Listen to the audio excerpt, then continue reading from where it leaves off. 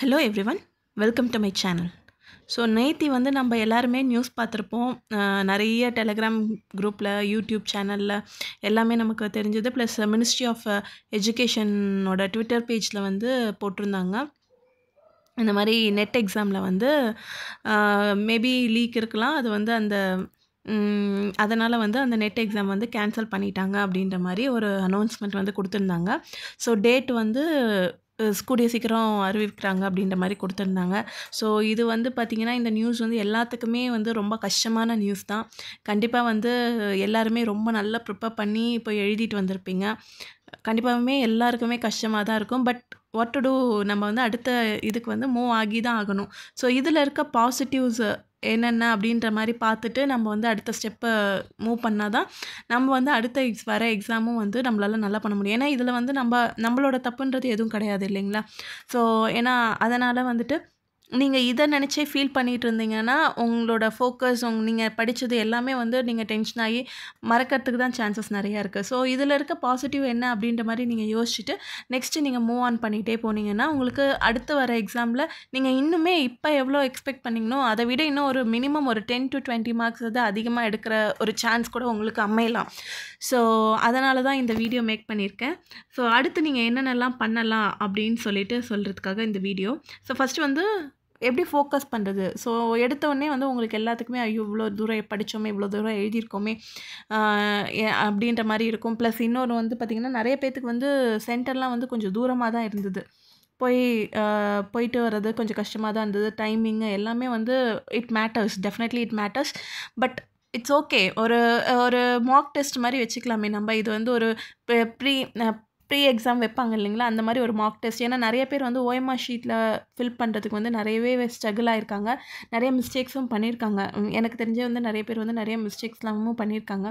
So அதெல்லாம் வந்து நீங்கள் எடுத்துக்கிட்டு நெக்ஸ்ட் டைம் வந்து நம்ம அந்த மிஸ்டேக்ஸ் பண்ணக்கூடாது அப்படின்ற மாதிரி யோசிச்சுக்கோங்க. அண்ட் ஒரு சிலர் வந்து நிறைய பேர் வந்து தெரிஞ்ச கொஷினுக்கே வந்து பதட்டத்தில் தப்பான ஆன்சர் வந்து கொடுத்த மாதிரியும் நிறைய வந்து கேள்விப்பட்டேன். ஸோ அதெல்லாம் நீங்கள் வந்து ஒரு இதாக எடுத்துக்கோங்க. நெக்ஸ்ட் டைம் எழுதும்போது இந்த மிஸ்டேக்ஸ்லாம் நம்ம பண்ணக்கூடாது அப்படின்ற மாதிரி எடுத்துக்கோங்க. ஸோ ஃபஸ்ட்டு ஒரு 1 or 2 days வந்து கண்டிப்பாக நீங்கள் ரெஸ்ட் எடுத்துக்கோங்க. இதையே பற்றி யோசிச்சுட்டு இருக்காதீங்க. ஒரு 1 or 2 days நல்லா தூங்குங்க. ஏன்னா இது வரைக்கும் நீங்கள் நிறைய படிச்சுட்டு இருந்திருப்பீங்க. அதனால் 1 or 2 days நல்லா ரெஸ்ட் எடுத்துக்கோங்க. மென்டலி கொஞ்சம் ஒரு ஸ்டேபிள் ஆகிட்டு ஒரு மெடிடேஷன் மாதிரி பண்ணுங்கள். அந்த மாதிரி பண்ணிவிட்டு அதுக்கப்புறமா திருப்பியும் வந்து நீங்கள் ஸ்டார்ட் பண்ணுங்கள். ஸோ ஃபஸ்ட்டு ஸ்டார்ட் பண்ணும்போது வந்து பார்த்திங்கன்னா, நீங்கள் இப்போ எழுதிட்டு வந்தீங்க இல்லையா இந்த question paper, net question paper. So அந்த கொஷின் பேப்பரை எடுத்து அதை வந்து எப்படி கொடுத்துருக்காங்க அப்படின்றத வந்து செக் பண்ணுங்கள். ஸோ இந்த வருஷம் கொஷின் பேப்பரை பார்த்திங்கன்னா, நிறைய பேர்த்துக்கு வந்து ஈஸியாக இருக்குதுன்னு சொல்லியிருக்காங்க. ஒரு சிலர் வந்து ரொம்ப டஃப்பாக இருக்குன்னு சொல்லியிருக்காங்க. ஸோ இப்போ எனக்கெலாம் பார்த்திங்கன்னா க்ரோனாலஜிக்கல் ஆர்டர் வந்து ஞாபகம் வச்சுக்கிறது ரொம்ப கஷ்டம். அந்த இயர்லாம் வந்து ரொம்ப கஷ்டமாக இருக்கும். மேபி இது ஸ்டோரியா இல்லை ஒரு ஆத்தரை பற்றியா அந்த மாதிரி ஞாபகம் வச்சுக்கலாம். இயர்ஸ்லாம் வந்து பர்டிகுலராக ஞாபகம் வச்சுக்கணுன்றது வந்து எனக்கு ரொம்பவே கஷ்டமான ஒரு விஷயம். பட் இப்போ வந்து பார்த்திங்கன்னா, க்ரோனாலஜிக்கல் ஆர்டர் வந்து நிறையவே கேட்டிருந்தாங்க. ஒர்க்கோட chronological order, Milton, D H Lawrence இவங்களதெல்லாம் கேட்டிருந்தாங்க. அதே மாதிரி பார்த்திங்கன்னா ஆத்தர்னுடைய க்ரோனாலஜிக்கல் ஆர்டரே கேட்டிருந்தாங்க. ஏஜ் கேட்டிருந்தாங்க, ஏஜோட க்ரோனாலஜிக்கல் ஆர்டர் மாதிரி கேட்டிருந்தாங்க. ஸோ இது எல்லாமே பார்த்திங்கன்னா இதில் ஒன்று ஏஜ்லாம் வந்து ரொம்ப ஈஸியானது. ஆத்தருமே ஒரு சிலது ஈஸியாக இருக்கும். பட் ஒர்க்லாம் வந்து பார்த்திங்கன்னா மேஜரான ரைட்டர்ஸை நம்மளால் சொல்ல முடியும். ஒரு சில மைனர் ரைட்டர்ஸுக்குமே வந்து க்ரோனாலஜிக்கல் ஆர்டர் கேட்டிருந்தாங்க. ஸோ அதெல்லாம் யாருக்கு கேட்டிருக்காங்க அண்ட் பார்த்திங்கன்னா ஒரு சில டாபிக்ஸ்லேருந்து மட்டுமே நிறையா கொஷின்ஸ் வந்திருந்தது. அந்த மாதிரி இம்பார்ட்டண்ட்டான டாபிக்ஸ் என்ன அப்படின்றதெல்லாம் தேடி எடுத்து நீங்கள் படிக்கலாம். ஸோ அந்த மாதிரி இம்பார்ட்டண்ட் டாபிக்ஸ் என்னென்னலாம் அப்படின்னு பார்த்தீங்கன்னா, க்ரோனாலஜிக்கல் ஆர்டர் நம்ம பார்த்த மாதிரி க்ரோனாலஜிக்கல் ஆர்டர். ஸோ இதுக்கு நீங்கள் என்ன பண்ணலாம் அப்படின்னு பார்த்தீங்கன்னா, ஹட்சனோட புக்கில் ஒரு ஏஜுக்கு முடிஞ்சதுக்கு அப்புறமா பார்த்திங்கன்னா ஒரு க்ரோனாலஜிக்கல் ஆர்டர் மாதிரி கொடுத்துருப்பாங்க. ட்ராமா, ப்ரோஸ், பொயட்ரி அப்படின்ற மாதிரி டிவிஷன் கொடுத்து அது எந்த ஆர்டரில் வந்திருக்கு, ப்ளஸ் அந்த ஏஜில் வந்து அந்த சொசைட்டியில் என்ன நடந்தது, யார் கிங் ஆனாங்க, அந்த பொலிட்டிக்கலாக என்ன நடந்தது அப்படின்றதையும் ஒரு சில பாயிண்ட்ஸ் கொடுத்துருப்பாங்க. ஸோ இப்போ வந்து நீங்கள் இந்த 10 daysல வந்து நீங்கள் ஆல்ரெடி படிச்சிருப்பீங்க.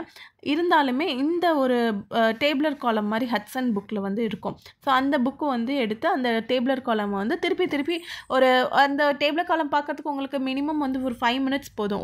ஒரு ஏஜோட டேபிளர் காலம். ஸோ நீங்கள் எடுத்துக்கிட்டிங்கன்னா ஒரு 1/2 hourல வந்து நீங்கள் அந்த டேபிளர் காலமை பார்க்கலாம்.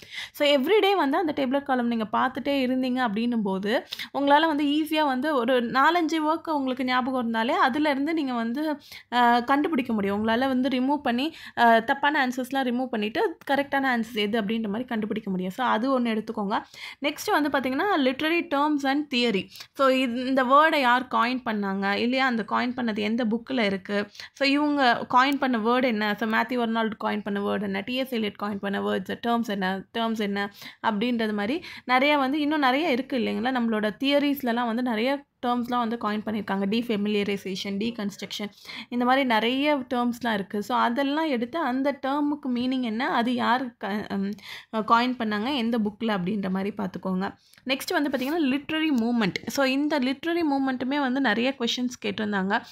யூனிவர்சிட்டி விட் ஆகட்டும், ப்ரீ ரஃப்லைட் பிரதர்ஹுட் ஆகட்டும், இந்த மாதிரி நிறைய கொஷின்ஸ்லாம் வந்து கேட்டிருந்தாங்க. ஸோ இந்த மூணுமே வந்து நான் வந்து இம்பார்ட்டண்ட்டாக பார்க்குற topics. And one more thing வந்து இது பார்த்திங்கன்னா க்ரொனாலஜிக்கல் ஆர்டர் மேபி கஷ்டமாக இருக்கலாம். But literary terms and literary மூமெண்ட்ஸ்லாம் பார்த்திங்கன்னா ஓரளவுக்கு நீங்கள் கொஞ்சம் ஈஸியாகவே ஒரு டேபிளர் காலம் மாதிரி நீங்களே ஒரு ஃப்ரேம் ஒர்க் பண்ணி வச்சுருந்தீங்கன்னா அது கண்டிப்பாகவே உங்களுக்கு ஈஸியாகவே இருக்கும். அது ஒரு ரிப்பீட்டடான ஒரு ரிவிஷன். ஸோ ஒரு 2 days ரெஸ்ட் எடுத்துகிட்டு, இன்றைக்கி என்ன ஃப்ரைடேங்களா, ஃப்ரைடே சாட்டர்டே ரெஸ்ட் எடுத்துகிட்டு சண்டேலேருந்து திருப்பி உங்கள் ப்ரிப்ரேஷனை ஸ்டார்ட் பண்ணுங்கள்.